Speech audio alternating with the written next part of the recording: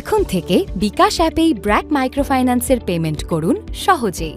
প্রথমে অ্যাপ থেকে আরও দেখুনে ট্যাপ করে মাইক্রোফাইন্যান্স আইকনে যান। প্রতিষ্ঠানের তালিকা থেকে ব্র্যাক সিলেক্ট করুন। ব্র্যাক শাখা অফিস থেকে পাওয়া সদস্য ইউনিক আইডি দিন।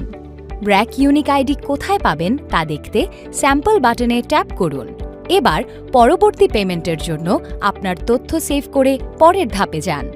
এখন ডিপিএস সঞ্চয় ও ঋণের কিস্তিসমূহের সর্বমোট টাকার পরিমাণ দেখুন এবং আপনার প্রয়োজন মতো টাকার পরিমাণ পরিবর্তন করে এগিয়ে যান।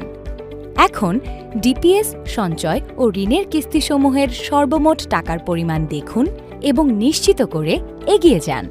এবার আপনার বিকাশ অ্যাকাউন্টের পিন নাম্বার দিন। ব্র্যাক মাইক্রোফাইন্যান্সের পেমেন্ট সম্পন্ন করতে স্ক্রিনের নিচের অংশে ট্যাপ করে ধরে রাখুন।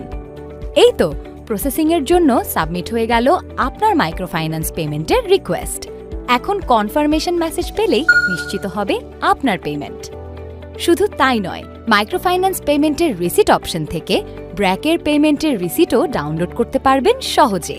সেই সাথে ব্র্যাকের ইউনিক আইডি দিয়ে পরের ধাপে গিয়ে ডিজিটাল পাসবই সিলেক্ট করে জেনে নিতে পারবেন আপনার অ্যাকাউন্টের বিবরণী।